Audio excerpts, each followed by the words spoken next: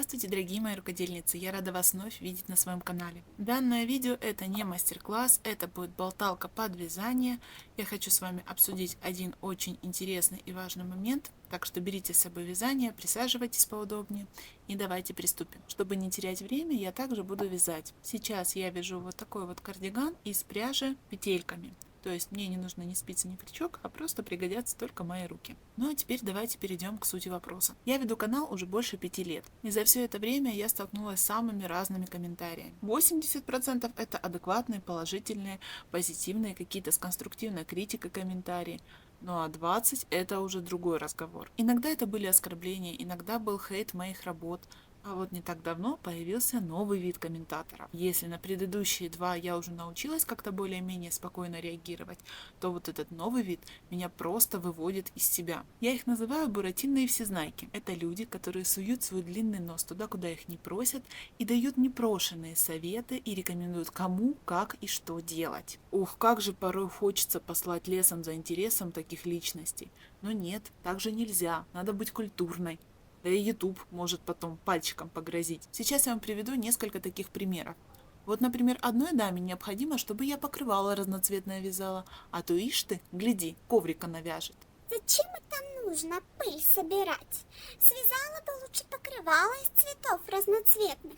Есть на ютубе, хоть польза есть и красиво, а вот это ужасно и бесполезно. И вот у второй тоже почему-то мой коврик собирает грязь. Зачем эта фигня? Грязь собирать? Вот уж удивительные чудеса. Вяжу я себе, а грязь собирается у них. Слушайте, может так и с деньгами работает? Я работаю, а кто-то получает мои деньги. Надо подумать. Третьей даме срочно нужна теплая кофточка, детское одеяльце или большой комплект для младенца. Из этих остатков можно было связать теплую кофточку, детское одеяльце или большой комплект для младенца. Есть еще очень много способов утилизации остатков пряжи с толком, а не на коврике. Если еще добавить хотя бы тоненькую пушистую пряжу, то это прекрасный вариант. Кстати, фриформ тоже способ утилизации пряжи. Ну а у следующей всезнайки, наверное, очень мерзнут ноги, потому что ей срочно нужны носки. Видите, как негодует? Ерунда полная. Лучше б носков или бабушкиных квадратов навязала. А это чистая фигня. Ну и последний перл. Фигня, я могу это все сшить, а не напрягаться. И вот я вам привела только несколько таких примеров. Если я буду перечитывать все, то видео затянется, наверное, на час. В этом нет смысла, суть претензий и так понятно. Непонятно другое. Зачем это все писать? И откуда эти комментаторы знают, что же мне лучше связать? Может показаться, что я спрашивала у них мнения или совета? Так нет. Может показаться, что я вязала этот коврик для них, чтобы потом насильно отдать его им и заставить постелить у себя дома, собирать грязь, пыль и так далее? Но нет.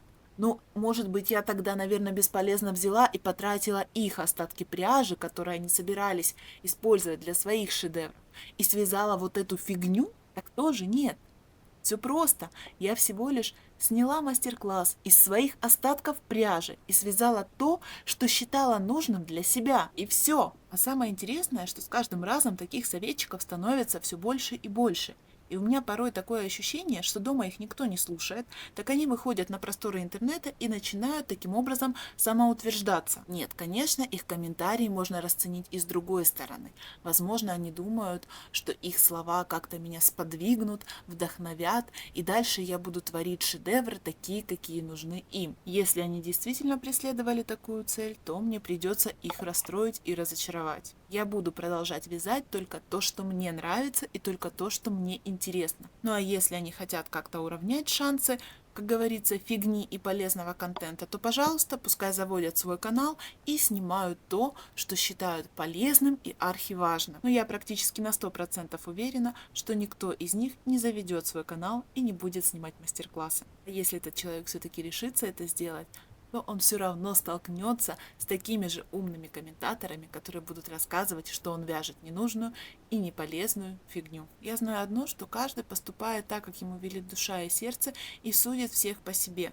Я никогда не думала, что мне подобное напишут, потому что если я смотрю какой-то ролик и я с чем-то не согласна, мне это не нравится, я просто его закрою и пойду дальше, найду то, что подходит конкретно мне. Я никогда не буду писать подобную чушь и рассказывать кому и как что делать. Поэтому подобные комментарии для меня вообще верх странности и непонятности. В наше время можно найти любую информацию под любым соусом, как кому нравится. Если не понравилось что-то в одном источнике информации, идешь в другой и находишь то, что тебе нравится. Я не вижу вообще в этом никакой проблемы. Мне под одной из болталок, которую я также рассказывала по поводу комментариев, написали, что если, мол, ты вышла в интернет, показываешь свои работы, то будь готова к оскорблениям, к хейту и так далее. Мол, ты должна все это принимать спокойно, никак не реагировать, свесить лапки и сидеть все это выслушивать. Какое-то время я так и делала, но приходит момент, когда в тебе все взрывается, и ты уже просто больше не можешь молчать. Вот так и здесь. Долго эти комментарии собирались и копились, я долго не поднимала эту тему, но сейчас мне хочется высказать свою точку зрения. И в принципе это произошло потому, что я поняла, что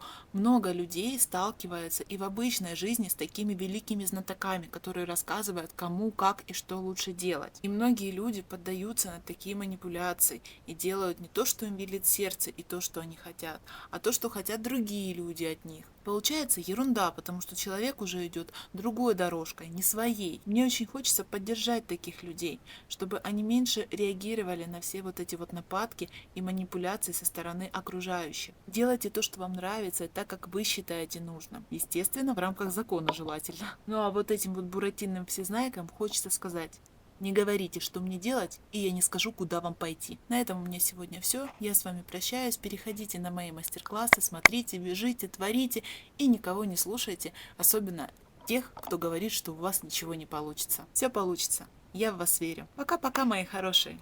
До новых встреч на новых мастер-классах.